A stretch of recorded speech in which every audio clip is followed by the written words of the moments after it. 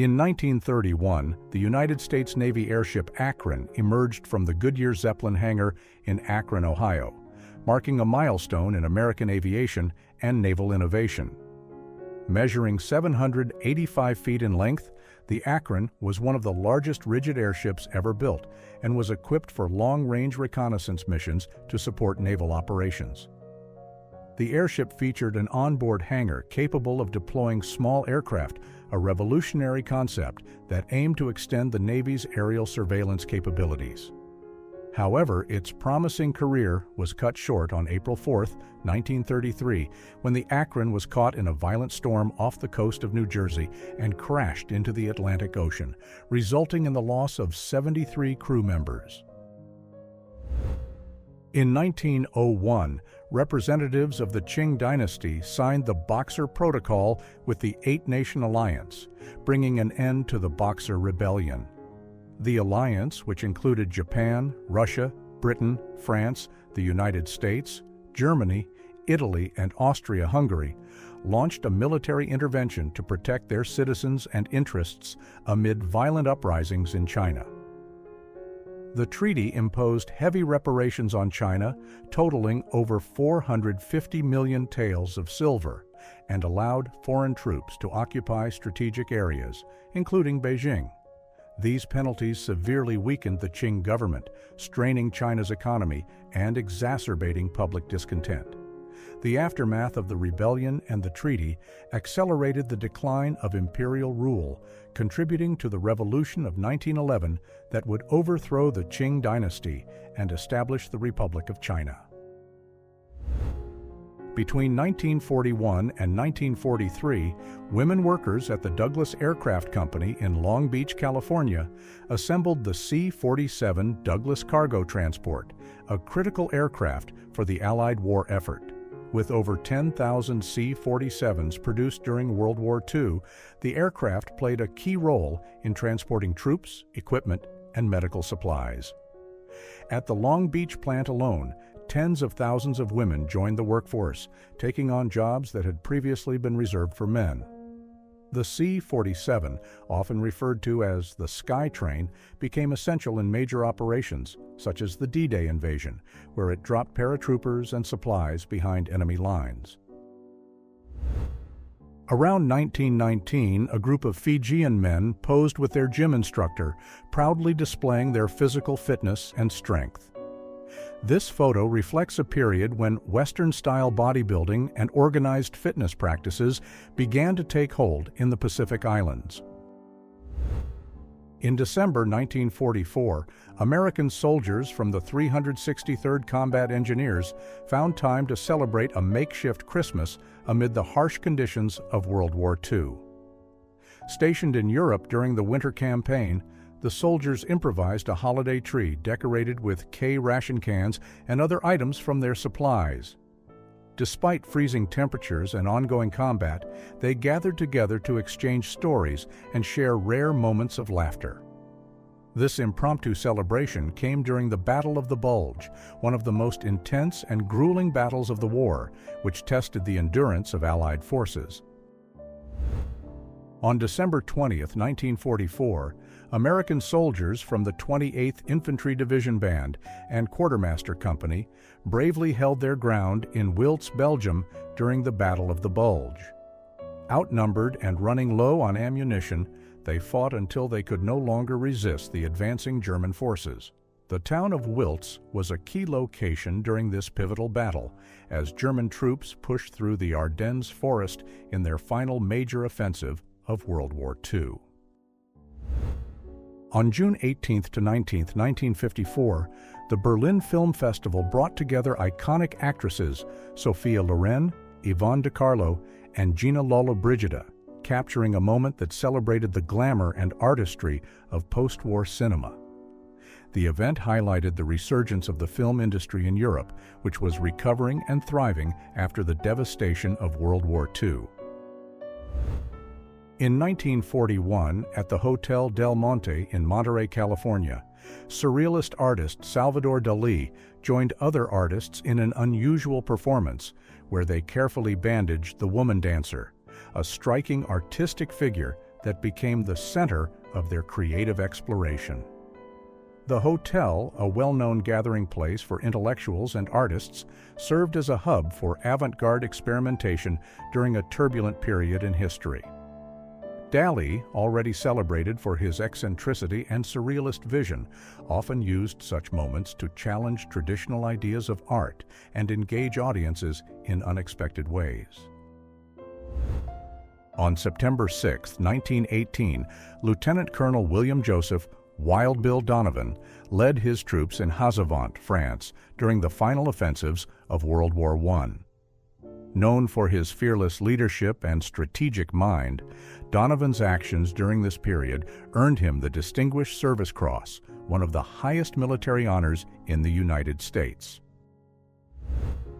In 1944, members of the 823rd Tank Destroyer Battalion achieved a remarkable feat in Belgium by destroying 4 King Tiger tanks, the heaviest and most formidable German armored vehicles of World War II.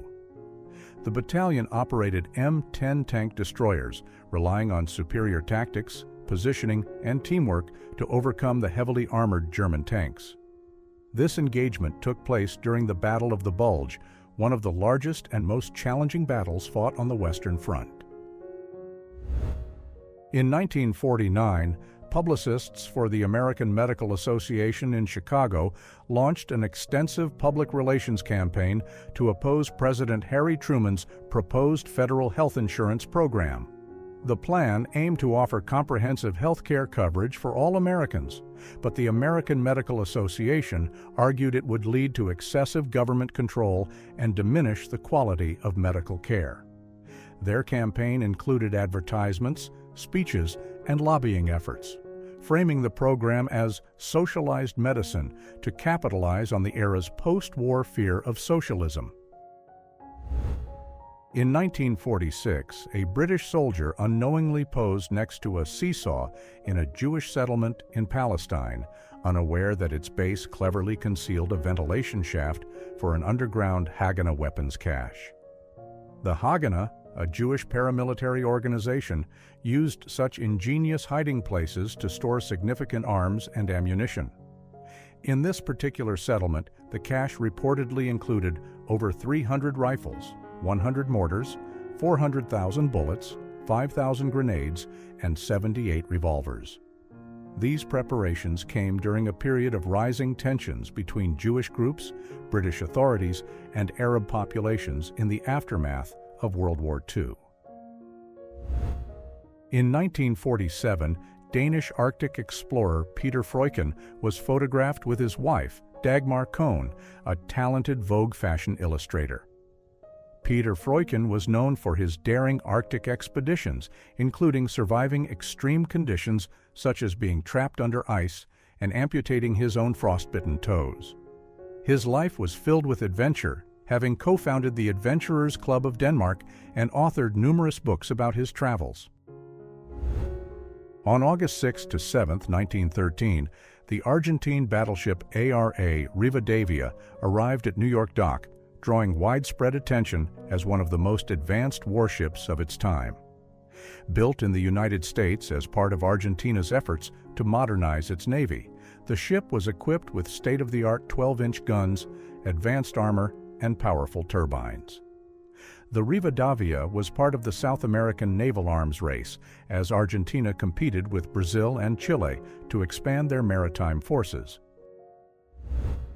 In 1884, the Statue of Liberty was completed in Paris after nearly a decade of construction. Designed by French sculptor Frédéric Auguste Bartholdi, the statue was assembled with the help of engineer Gustave Eiffel, who created its internal iron framework to support the 225-ton copper structure. Built as a gift from the French people to the United States, the project was funded through public donations in France, demonstrating widespread support for the initiative. Once completed, the statue was displayed in Paris, where it stood 151 feet tall, including the pedestal. Disassembled into 350 individual pieces, the statue was packed into over 200 crates and shipped to New York Harbor in 1885 aboard the French ship Isère. In 1875, Siamese troops, accompanied by war elephants, were sent to confront Chinese bandits who had crossed into the vassal kingdom of Luang Prabang, now part of modern-day Laos. The bandits were remnants of the Red Turban Rebellion, a large-scale uprising in China that had forced many rebels to flee and seek refuge in neighboring territories. The use of elephants in warfare was a long-standing tradition in Southeast Asia, valued for their ability to carry heavy loads, intimidate enemies, and navigate challenging terrain. During the Decena Tragica, from February 9th to 18th, 1913, the forces of Felix Diaz, known as the Felicistas, fortified their positions in La Ciudadela, a key armory in Mexico City. This 10-day conflict saw heavy fighting between Diaz's troops and supporters of President Francisco Ignacio Madero as political tensions in Mexico escalated. The unrest led to significant challenges for Madero's government and culminated in a coup led by Victoriano Huerta, who seized control of the presidency.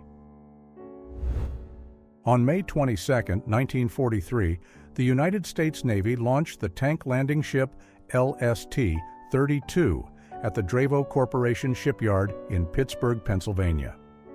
These ships, known as landing ship, tank, were specifically designed to transport troops, vehicles, and supplies directly to enemy shores, playing a vital role in amphibious operations during World War II. The LST-32 was part of a massive production effort with over 1,000 LSTs built to support Allied invasions, including critical landings in North Africa, Normandy, and the Pacific Islands. On December 7, 1941, the Japanese military launched a surprise attack on the United States naval base at Pearl Harbor in Hawaii, a day President Franklin Delano Roosevelt famously described as a date which will live in infamy. Over 2,400 American servicemen and civilians lost their lives, with battleships such as the USS Arizona and USS Oklahoma suffering catastrophic damage, alongside hundreds of aircraft destroyed on the ground. The attack led to the immediate entry of the United States into World War II, as Congress declared war on Japan the following day. Around May 15, 1931, the first official Andorran police force was established, consisting of just 7 policemen. This marked a significant step in the development of Andorra's governance, as the small principality sought to adapt to the growing demands of public safety and law enforcement. Nestled in the Pyrenees Mountains, Andorra had long maintained a traditional system of community-based order. But the changing social and political climate in Europe called for a more organized approach. In 1942, a nearly complete B-17F Flying Fortress bomber stood on the production line at Boeing's Seattle plant, a testament to the massive industrial effort underway during World War II. The B-17, capable of carrying 6,000 pounds of bombs over long distances, became a cornerstone of the Allied strategic bombing campaign. Known for its ability to sustain heavy damage and still return to base, the aircraft earned the nickname Flying Fortress. By the peak of production, Boeing, alongside other manufacturers like Douglas and Lockheed Vega, was producing up to 16 B-17 bombers per day to meet wartime demands. Between 1940 and 1945, members of the Swingpiat subculture gathered outside the Tirolita Club in Stockholm, Sweden, embracing jazz music and swing dancing during a time of war across Europe. The Swingpiater, inspired by the American jazz scene, were known for their distinctive zoot suits, lively dance moves, and a rebellious attitude that set them apart from mainstream society. The Tirolita Club served as a safe haven where Swedish youth could escape wartime pressures and celebrate life through music and fashion. In April and May of 1945, during the final stages of the Battle of Berlin, destroyed rail cars were repurposed as barricades by German defenders in an attempt to slow the advance of the Soviet Red Army. With infrastructure in ruins and supplies scarce, defenders used whatever materials were available to reinforce their positions, turning rail cars, debris, and rubble into makeshift fortifications. The battle saw intense urban combat, with streets and buildings transformed into war zones as the Soviets pushed deeper into the city. By May 2, 1945, Berlin fell, marking the collapse of Nazi Germany and the end of World War II in Europe. During the Second World War, over 2,000 women served as snipers in the Soviet Red Army, earning a reputation for their precision and effectiveness in combat. These women received intense training, often undergoing weeks of marksmanship, camouflage, and survival drills to prepare for frontline duties. Among them, notable figures such as Lyudmila Pavlichenko, credited with 309 confirmed kills, became symbols of Soviet resilience. Female snipers operated in some of the most dangerous battlefields, often facing harsh weather conditions and enemy counterfire. In the mid-1840s, guards patrolled the courtyard of the Tuileries Palace in Paris, a location tied to the shifting political landscape of France. Built in the 16th century as a royal residence, the palace had become a center of political power and conflict. By this time, King Louis-Philippe ruled under the July Monarchy, a period marked by economic struggles, political dissatisfaction, and growing unrest among the working class. Just a few years later, in 1848, discontent erupted into revolution, forcing Louis-Philippe to abdicate and leading to the establishment of the Second French Republic. In 1945, large crowds gathered in front of Emisora Atlantico radio station in Barranquilla, Colombia, to hear the news of the end of the Second World War. As word of the Allied victory spread, people across Latin America tuned to radio broadcasts, marking the conclusion of a global conflict that had indirectly impacted their economies and societies. Colombia, like many other countries in the region, had contributed to the war effort through trade and resource production, while closely following the progress of the war.